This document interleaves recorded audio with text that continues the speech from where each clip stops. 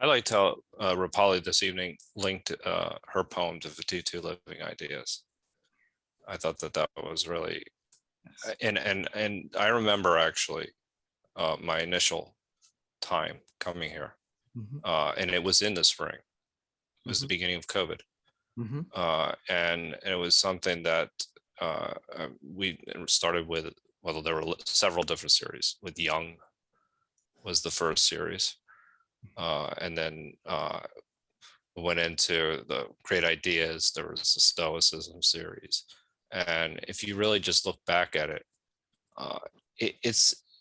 we're emerging from COVID, and there's been a lot of negatives for me personally in COVID. But this got me through it. I mean, at the same time, it's what actually, it's funny because there's just, and I thought it probably captured it beautifully. You can come here and you can let go. Sometimes it's like, you're tired, but I said this a million times over, that I always feel rejuvenated coming out of it. And so, and you never regret it. So, and it's almost, if I don't go, there's something wrong. It's like, there's this, what's this gap? I mean, that I have in my evening, that, and I gotta be honest, even my week in Rome, after a while, I was thinking to myself, I was like, I haven't seen Shrikant for a week. I was like, this is actually the record. I mean, because even we would see each other, and yeah. So it's interesting that we're now in the spring, and it's been 2 years. 2 years, and a lot of relationships later. So I think that's really kind of, because COVID has been really challenging for a lot of people, some more than others. But yeah, this rebirth, this discussion around rebirth, this reminder, it's very helpful this evening. Thank you very much, Joe. Joe, really appreciate that. Thanks. And it's wonderful to have you here.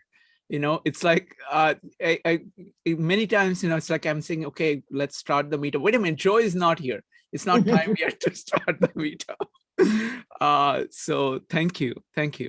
Laura, followed by Maritza and Mike. Laura. Okay, well, a little bit. One thing that this morning, I have ethical culture on Sunday rather, and this one woman suddenly started talking about how she went back and she started to look at nature, and she finally started to understand the importance of nature in her life. And I was like, wow, I got to talk to this woman and turn her on. But it's the first time I've ever heard anybody really say something like that, and it was like, wow, we talked about this, and now it's a real life thing for people. So that was interesting, to have that experience with her. The other thing I was going to say, it has been a really wonderful 2 years. I mean, in a horrible time, in our small world of, what was horrible for us. I think this experience has been incredibly rewarding. I realize I can still think, which is good. I mean, it wasn't clear to me.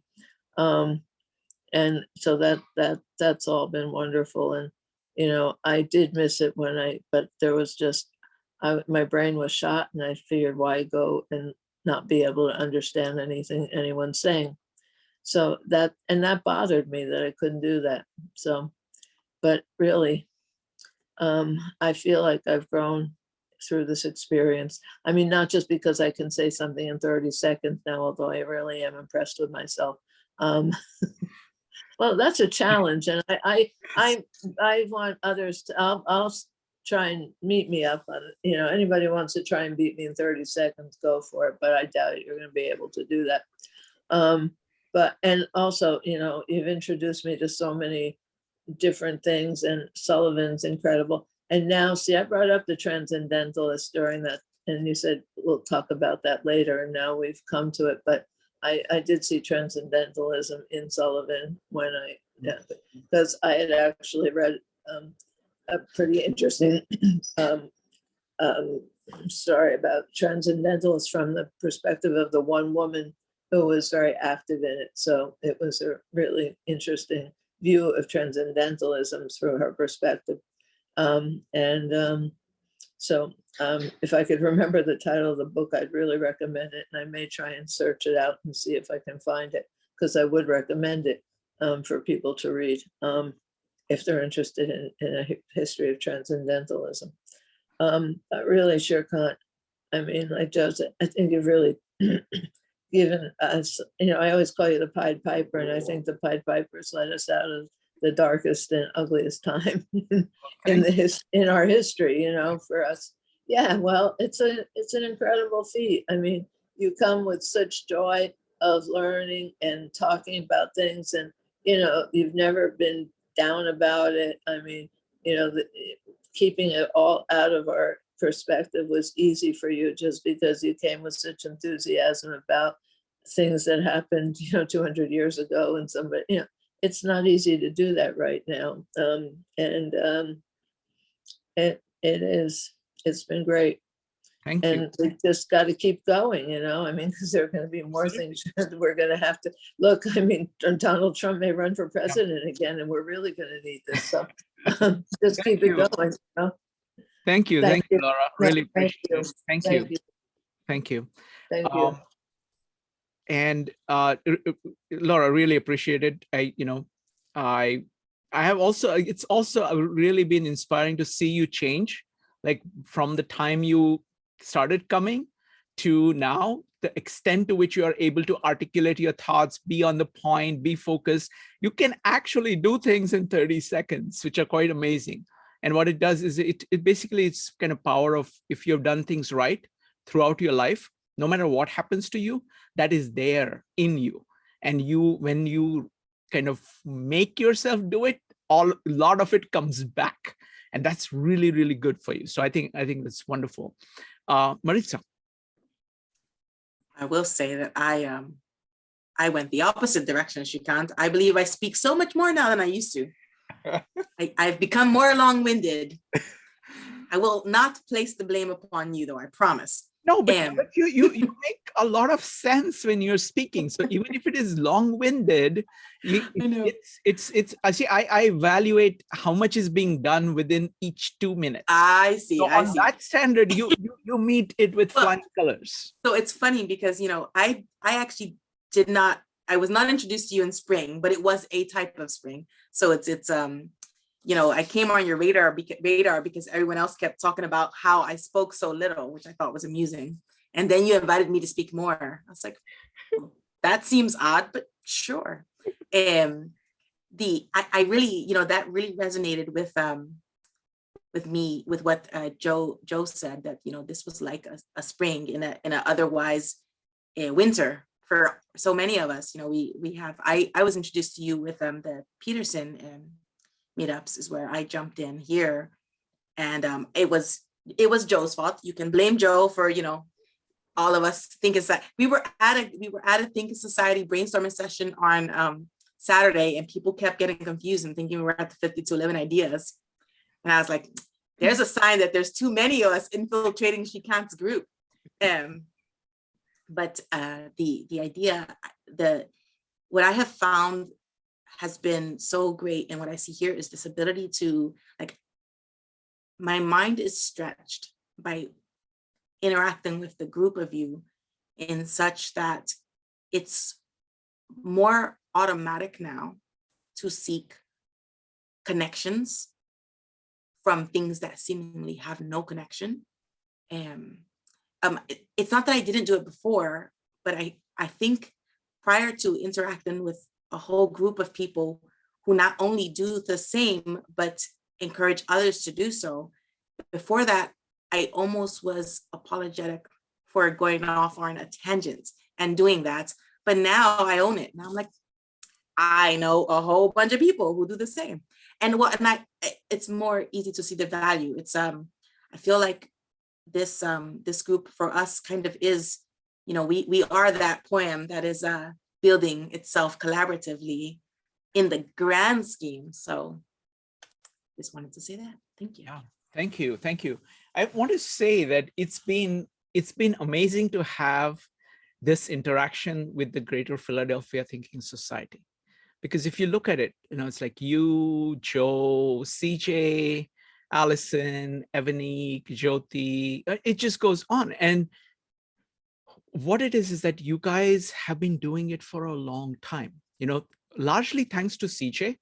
He's kind of the instigator and kind of pushes people, and it's good organization. And he's like, he's almost like childlike in some ways, and very systematic at the same time. Very systematic. Yes, yes. So it's like combination. But what has happened is, as a result of that, I can see like the core that you guys have built over 10 years. It's a really solid core. And the thing is that it, like what we are doing at 52 Living Ideas and what you're doing at like Greater Philadelphia Society, it kind of meshes really, really well, amazingly well. So it's really wonderful to have that. So it's like meeting not just of individual people, but of two different cultures and seeing the affinity between that. Because if you look at all your meetups, they are similar in that way. Your individual people are exploring different things. And so I think it's just wonderful to have that. So I'm really thankful to Joe for introducing me to CJ and getting this started, because I think it has kind of blossomed in so many different ways. Evaniki is now doing the series on Divine Feminine, which is going along with Brian.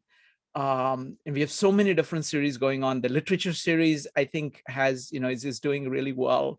So it just goes on and on of how much we are able to do together. Thank you. Mike.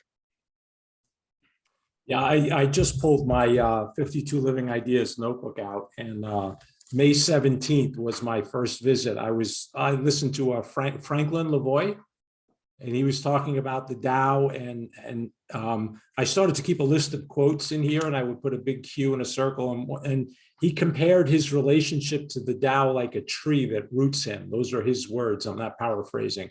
And I have a whole lot of them in here, including Maritza's, "I will beat you over the head with intentionality and you'll like it," and a whole bunch of others. So it was just amazing how, looking at all of you in these boxes, which is really all it is, right? It's imagery, yet I just felt this connection. I remember talking to Joe the first time. Joe, was it 2 hours and 45 minutes? Is that correct? Yes.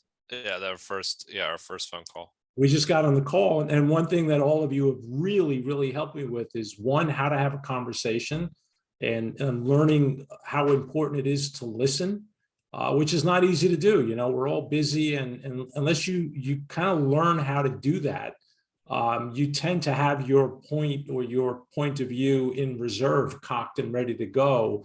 And as soon as the other person's done talking, out come the words that you want to say. But I find that I don't really do that here anymore. I've gone through a couple of meetups where I've purposely not said anything. I almost feel selfish, but I've actually had the ability now to go through them sometimes and just listen. And it's really, really hard to do. And Shrikant, lastly, when you did the Art of Learning meetup and you allowed me to actually co-present with you, I was kind of shocked that you did that. And I'll never forget what you said. You said that I had brought up the imposter syndrome and saying sometimes it's uncomfortable to talk about things with people that you don't know, especially in some intellectual frontier where I felt maybe I'm not armed as much as some other people, or I'm not as educated in certain areas. And you just stopped me in my tracks and you said, "You got it backwards, man." You go, those were your words. You said, "You have it backwards, man." You said, "I like to be the one in the situation that knows the least." And that led me, and I'll conclude with, I don't think Peterson is the only one to say this, but he goes, you have to make a decision to fall in love with what you know or fall in love with what you don't know. And I'm definitely leaning toward the latter. So I thank every one of you here. It has been, May 17th, I'm going to put up a banner in my apartment building, my 1-year anniversary. Wonderful. So on that, I want to build on that. Like whenever people came to my meetups, in-person meetups, and they would, firstly, they would be astonished because it would be like 60 to 80 people sitting together, okay, in person in New York, in this public space. So they would just come in and say, what is going on here? And what is this, right? What is this? They would ask. And so my short answer to that is that, we're basically exploring kind of the world and ourselves. We each of us is independently doing that. And we've found that, other people are doing that. And it's kind of combination of the fact that you don't think that you know everything. You want to know. You desperately want to know both about the outside world and the inside. And you realize that you don't know many things. You're trying to know. And that sometimes you have all kinds of confirmation bias. So you have all of that going on, right? And you see that the other person is also doing the same thing, that they are intently wanting to know. They have their own kind of strengths and weaknesses. They have their own range of things that they know. They have their own misconceptions. And it's by talking together that we can progress dramatically faster. To give you an example of that, I'm not religious. Okay, I'm not religious. And we are taking on this, we have taken on, Tao Te Ching, Gospel of John, and Bhagavad Gita. And each time it has blown me away. It was first we started with Tao Te Ching, then we started with Gospel of John. And at each point I was concerned. I said, okay, you know what? I don't know this, and there are all these people. And what happens is that, like, for example, now I can formulate the 52 living ideas. And this is what I'm going to do on Thursday in a very different way. I would never have imagined this. It's like, it's kind of saying that we are all children of God. Okay, the children of God actually captures a lot of things. So God is basically the Tao. It's the Brahma. It is everything and the principle behind everything. So we are not that, but we are children of that. So it's like we can operate. Our knowledge is limited. Our context is limited. Many times we can't speak too well. Okay, we can't understand things too well, but we are children.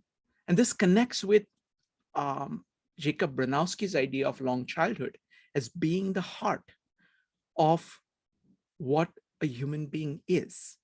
This continuous curiosity, combination of ambitiousness and humility at the same time, wanting to know and being very honest about what you don't know. That view of a child, okay, child of that kind, a child that is responsible, that wants to do things, will put a lot of effort into doing things, but knows that it has limits. And then it's basically these children playing together is what 52 Living Ideas is. That we say, oh, you like that, you like this, oh, you know this, oh, that's a nice toy, I've never seen that before. Oh, wait a minute, let's see if we can work together to make something even more interesting. So that's what, it's like. So I think that captures it in a more metaphorical way, which is very powerful. And I think it's a fairly accurate metaphor. I think it captures so many things about what we're doing. Allison. Yeah, when I first started, I was so intimidated. I really was. I felt like, oh my God, these people are all so smart. And they're from then I'm looking to see where they're, I'm like, this one's in this part of the country, this part of somebody's in England, somebody's here. And they're like the smartest people from the planet. And they're all on my Zoom. But but then I had to like calm myself down, and then I'd say, okay, wait a second. Now, maybe they all know about these things about philosophy and science and math that I don't know, but I have my own comfort zones. Like I know a lot about literature and I know a lot about history, and then I kind of just had to just go with it, you know. And then just like what I found was that the more I came, then the more I learned, and then also like I really liked it when, because I'd heard you say that a few times about that you like it when you don't know much about it. And then I was like, oh, so it's okay that I don't know what on earth they're talking about right now. And I kind of got to where I felt comfortable that there are some meetups where I talk a lot because I know I feel like I have things to say. And then there's some where I feel like I am so overwhelmed that I don't really even know where to begin.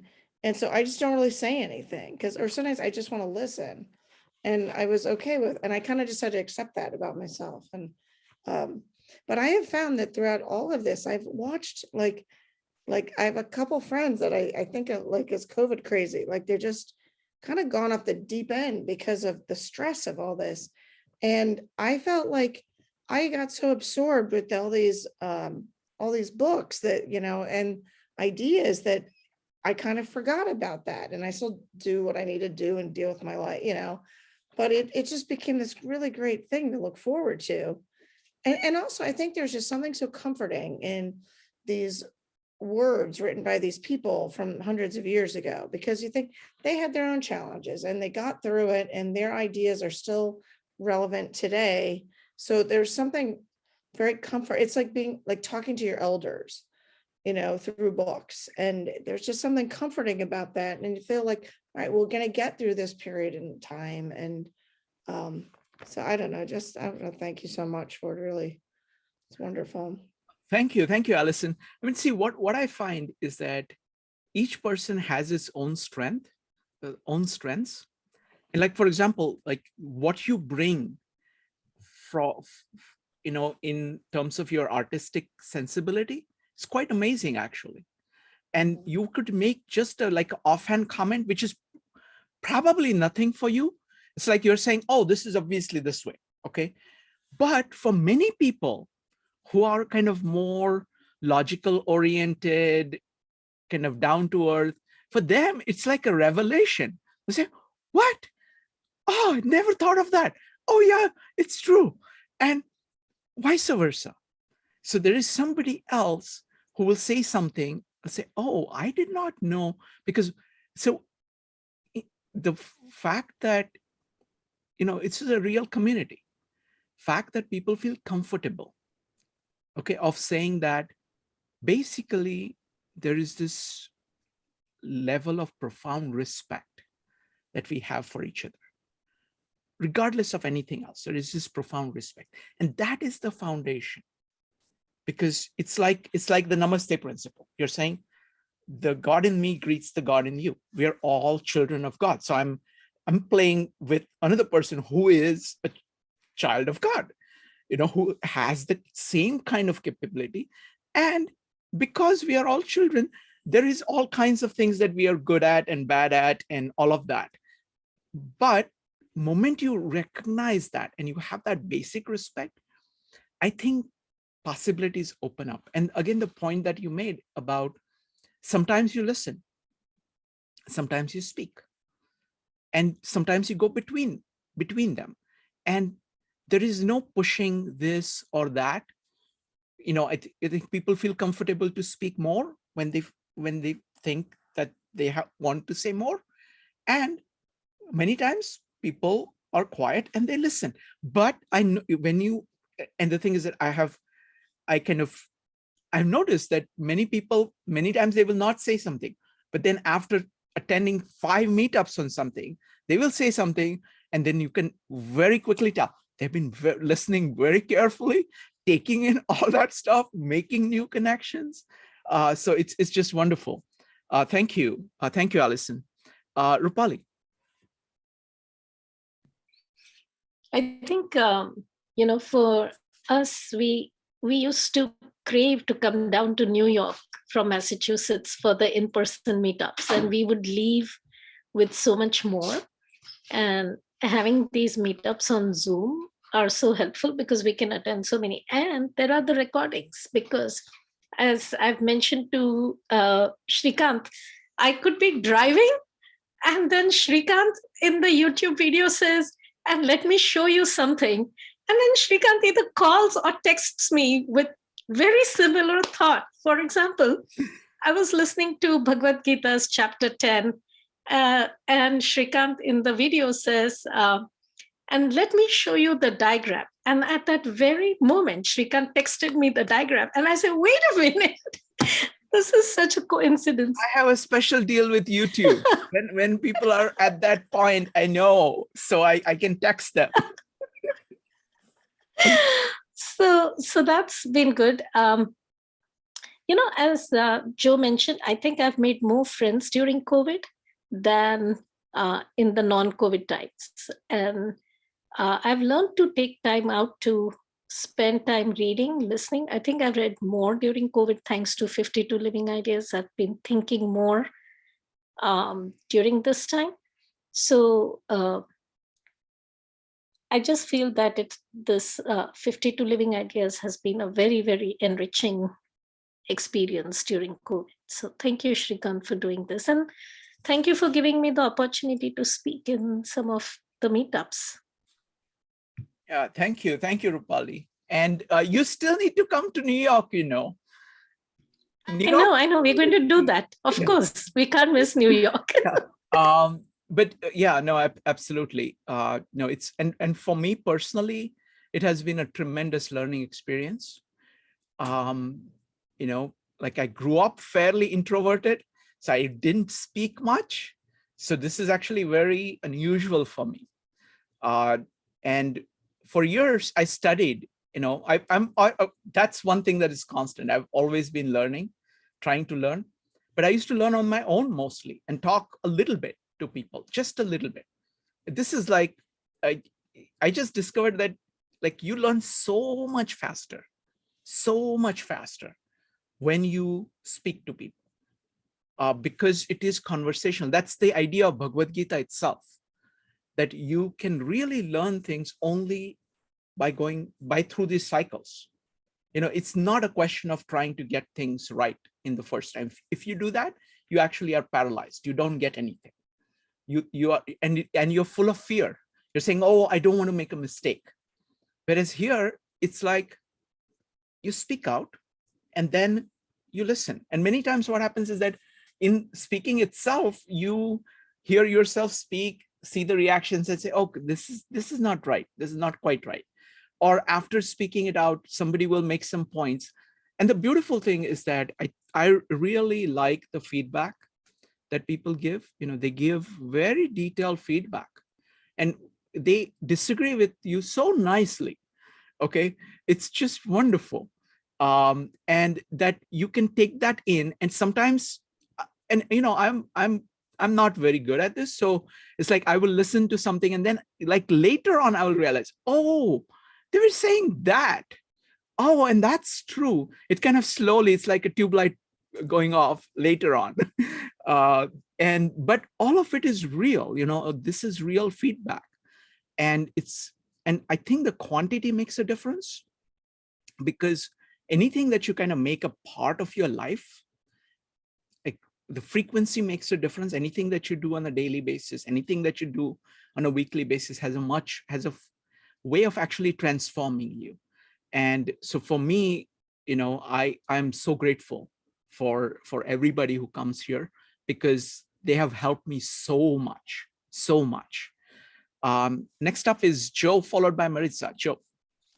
Yeah, so I mean, one of the things well, actually, it's interesting about, you were talking about people opening up, and one of the things that actually I appreciate, that is Evanique always goes first. Kind of, this is, and especially when I'm hosting, that to me was like, it really, it is an icebreaker. That's hard to do. It's hard to do. And you have always done that for I that's what she took it over. That's why I was actually appreciative of it. That's because I realized how difficult that was. Yeah. Is to go first is really to put yourself out there. And it's not an easy thing to do. But I also want to just, circle back and just see like the the quality level of individuals, and I don't mean to discriminate, but Harold Nelson, the authors, you had the OODA loop, you had generals. Yes. I mean, you have had, Mark Stallman and Yasuhiko. I mean, that the level of individuals that we've had here, that's really remarkable. That is something that is special and unique to 52 Living Ideas. You don't get that anywhere else. The problem is, in the series that I'm actually just thinking about, I'm missing people. Like I know that there was someone else that in addition to the general that you had around that time frame, that was also very, very high level.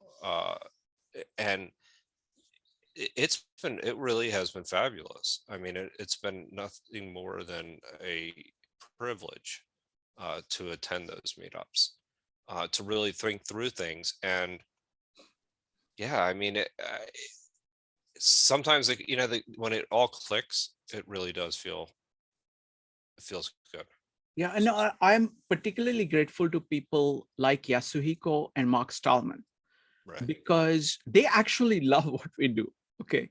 They really have a lot of respect for what we do. They just simply love it. Yasuhiko told me that the presentation that I did here in poetry last week was his favorite presentation on Gita. Now, he's actually spent 3 years in India studying all Indian philosophy. He has friends who have been studying it for a long time. So coming, kind of getting feedback from him like that is amazing. It's amazing. And he's very excited about this, the Bible thing I'm doing. And so I'll be sending him that, and let's see what he says about that. But that's like very deep engagement of really great people. And Mark Stallman is also like that. It's very deep engagement that is there. He's going back and forth, and you can see how much of Mark Stallman's ideas are kind of core part of what we're doing, like the Scribal, for example. I mean, Right. the biggest lesson that I've learned in the last year is the Scribal. The power of the Scribal, this integrated way of thinking with that diagram that, kind of where your mind is fully engaged, your heart is fully engaged, and your actions are fully engaged. So that, the stuff that produces that, and that is the default for Right. Scribal. So you can see it in Aquinas, you can see it in Aristotle, you can see it in, the Gospel of John, especially Gospel of John. Right. Then Bhagavad Gita. I'm really in awe of Bhagavad Gita at this point. And I'm just gonna go ahead. No, I mentioned this many times, that it is, kind of renewed my faith in a different kind of way. It's resurrected it. Yes, and one thing I want to say, sorry to interrupt, Joe, but one thing I want to say is that, see, this is again a very big point. Like when you look at Bhagavad Gita on its own terms, or Gospel of John, you try to commune with it in its own terms, it's actually very different. Or now it's very different than how religion is being practiced in India today, or religion is being practiced in America today. So very different. And it is actually far more integratable with, for example, this longest childhood of Jacob Bronowski. Now that's a completely secular point. It's an integration. It is his largest integration about what human beings are. And that is based on complete science and industry axes. And it is arriving at exactly the same point. And that kind of work, it's profoundly transformative. You know that, like, Jacob Bronowski is like the height of what the Enlightenment can do, of just kind of being able to understand all these thinkers, being able to pull together all of that, and being able to state what is going on at a very deep philosophical, epistemological level, and in the clearest possible way. And you can see the correspondence between that and what we are doing on Dao De Ching or them. You can see that it's the same kind of thing that is being said, but this integrated function. And what happens is that, like, modern world is very much fragmented and ritualistic. It is like saying, in using Lois Sullivan's terms, it's too much form, too little function. People holding on to too many forms without the function, grasping the function. So wonderful. Thank you. Next up is Laura, followed by Maritza. Laura.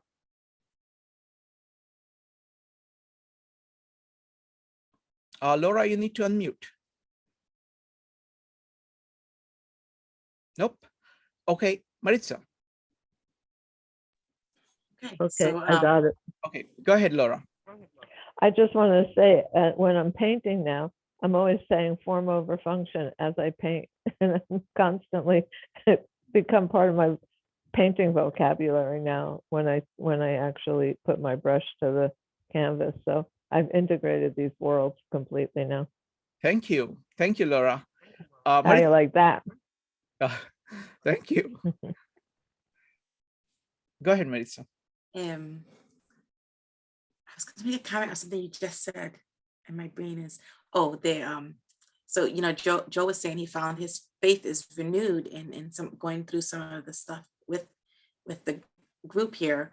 And for me, I find it to be a challenge that's so exciting in proving seeing a constant and a lack of finding a false statement yet. So in all the various topics that we have tackled, I have not yet found an error message of false statement in my desire to replace the word God with philosophy. This is a notion I had said, and so many, the biggest thing, and I've said this before and I'll say it again here, the biggest thing for me about 52 Living Ideas is that it has given me a conviction of my ideas that I didn't have. Like I had these ideas I've been saying all my life, but I kind of whispered them apologetically and wincingly, hoping that, I didn't scare too many people or uncertain of how, crazy they might sound, as it were. And so here with this group, I found more conviction in saying it and owning it. But it's the most exciting thing is that across all the various topics and tomes that we're studying and reading and looking at, I'm really excited to see that there's no false statement. I can replace the word God in every situation with the word philosophy, and it holds through thus far. Now, obviously, there's so much more to learn yet, so we'll see. But so far, it's exciting.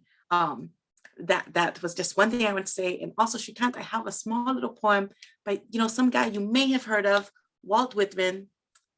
Small little poem from his book Leaves of Grass that I think is the perfect poem to close us down today. But there's two other people with their hand up. So if I may, the name of the poem is Towards the closing poem. Let people speak. Exactly. Yes. Right. So do a closing poem. So closing poem, I'll come to you. If I forget, please remind me. Thank you. Yes.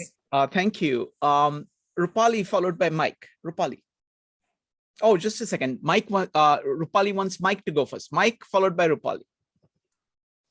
Yeah, I think we should come up with a word here to describe what just happened to me. So when Maritza was talking about God and philosophy, it kind of reminded me of a way that I've been pushed in my life recently because of 52 Living Ideas, specifically when Mark Stallman was asked for advice at the end of his first digital meetups.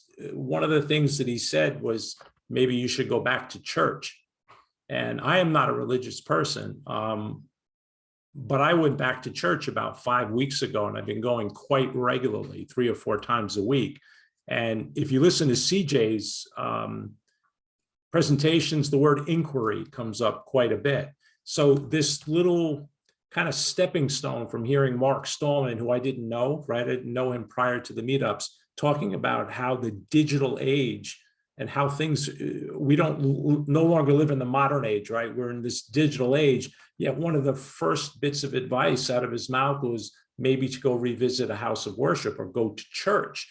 And then, you know, I'm listening to CJ talk about really what inquiry is, like really getting inside something and searching for something. It's just amazing how listening to those conversations led me, as someone who hadn't been to church in many, many, many years, to go back to church. And I still can't really formulate in words why I'm there, but it's this journey of inquiry that came from somebody's advice, and just hearing CJ use the word, put them together, and it's life-changing, you know. So that's another byproduct of attending these meetups.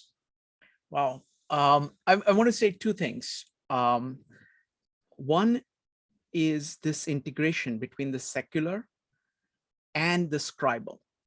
Secular is much later, scribal is earlier.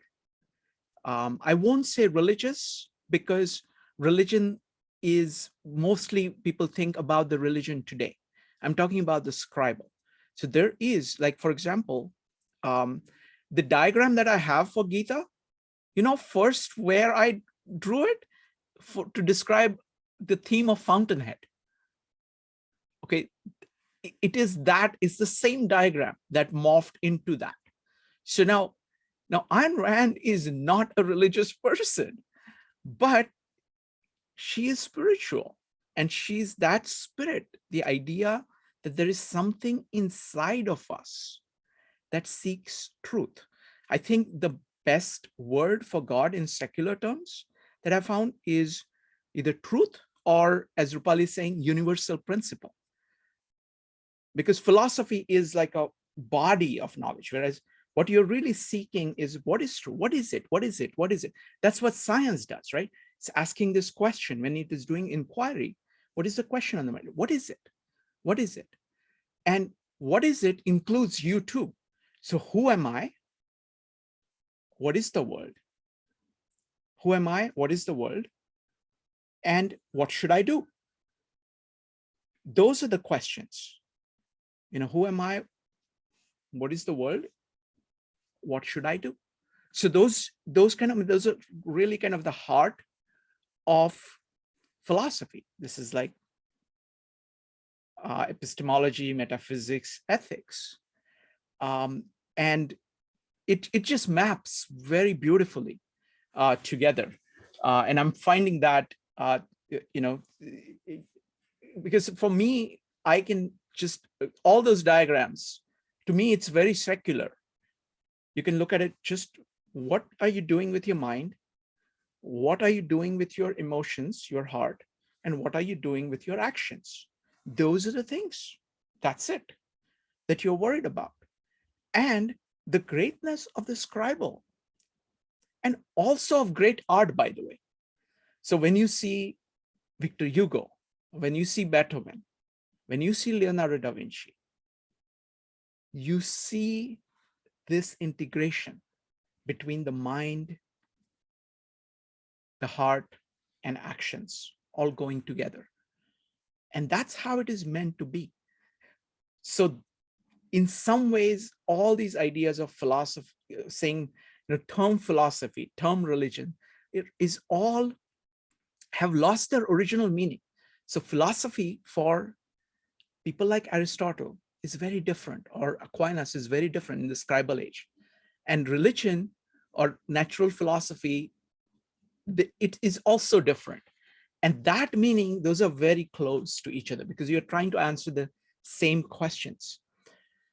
Thank you. Thank you, Mike. Next up is Rupali. Thank you, Shrikant. I just want to say that some of our students have been on 52 Living Ideas, and everybody in our school knows Louis Sullivan now. Like when I say form follows function, and then the children will go, I know that guy, that's Louis Sullivan. So that's one thing. And then they also now know center and periphery, because every time, you know, a student comes to my office because they're misbehaving or anything, and the teacher sends them to my office, we have a conversation and I draw the center and periphery for them. And I say, how far are you from your center? And what do you need to get back to the center? And it just has become such a wonderful tool to get the students back aligned, as opposed to disciplining them in any other way. It's a very positive way, and children get it. The other thing is that children are very close to the center as compared to the adults. And so they're able to get back on track so quickly. So I just wanted to share that. Thank you. Oh, that's wonderful, Rupali. So I'll make two points. One is the idea of living ideas, right? This is what living idea is. You know, you have those diagrams, you have your words, and you're trying to apply them relentlessly to everything that you're doing. And in the process, so it's living idea in two sense, is that it's ideas for living that are, it is your conception of what is going on. So that diagram is my conception of what is going on in me. So it is capturing of life, and it is living in the sense that I'm using it to live.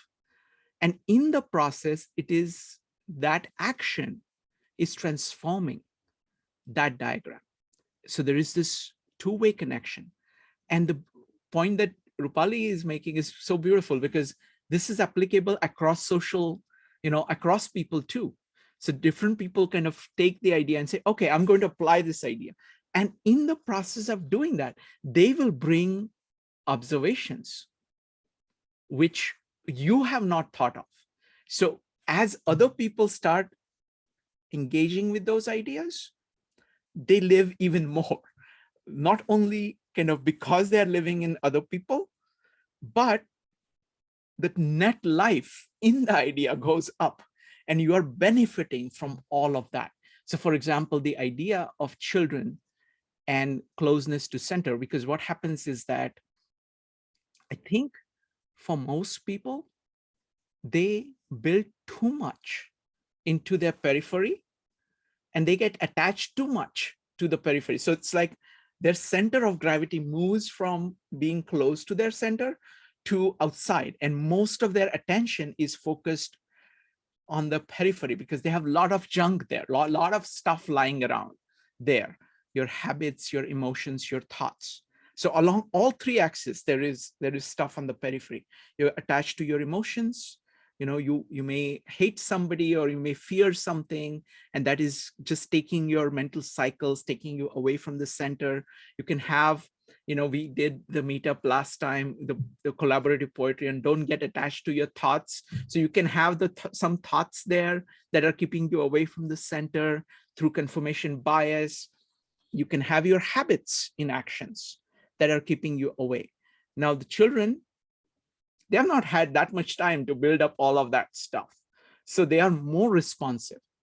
And in that sense, I have a lot of, I have tremendous respect for Rupali and people who are deeply engaged in teaching children, because it requires a lot of patience and a lot of love to make it happen. And but the results are spectacular. They are spectacular, and it's really great to kind of see somebody, like say maybe 10 years later or something like that, saying, oh, this is what this person became as a result of all this hard work done day by day. It just it builds that kind of a person. And I can see that in Rupali's son, Agastya, who was here talking about his research, or my niece, because they're just amazing people. And so as what is it? There is a song by Louis Armstrong where it says, don't know the words, they're not coming to me. What a beautiful world. Yeah, what a beautiful world. And there is a very beautiful phrase that there are these children who will know much more than I ever knew. And that's exactly what what the goal is, that you try to do your best, and people learn, and they will do more things. And so absolutely. So all right, folks, so this was so amazing. All right, Maritza, Rupali, did you want to read a poem before Maritza reads her final poem? No, I think Maritza can go ahead. I'll Okay. save mine for another. Okay, go ahead, Maritza. Right. So this poem makes me think of this group. Toward the Unknown Region by Walt Whitman. Dearest thou now, O soul, walk out with me towards the unknown region, where neither ground is for the feet nor any path to follow. No map there, nor guide, nor voice sounding, nor touch of human hand, nor face with blooming flesh, nor lips, nor eyes are in that land. I know it not, O soul, nor dost thou. All is a blank before us. All waits undreamed of in that region, that inaccessible land, till when the ties loosen, all but the ties eternal, time and space, nor darkness, gravitation, sense, nor any bounds bounding us. Then we burst forth, we float in time and space, O soul, prepared for them, equal, equipped at last, O joy, O fruit of all, them to fulfill, O soul. Wow. All right, folks, on that note, we'll see you next time. Bye, everybody. Thank you. Thanks, Shrikant. Bye. Thank you. Bye. Bye. Bye. Shrikant.